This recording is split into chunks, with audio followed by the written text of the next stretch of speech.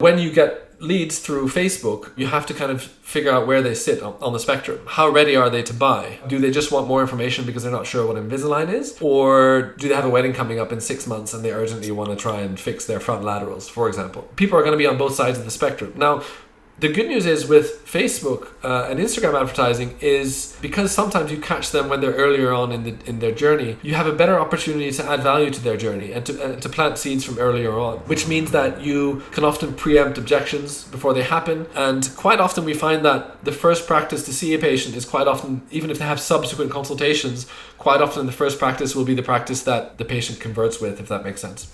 So that's kind of the flip side of Facebook. It's extremely scalable, it's extremely cost effective because you're not just depending on whoever is searching for Invisalign in Staplehurst right now.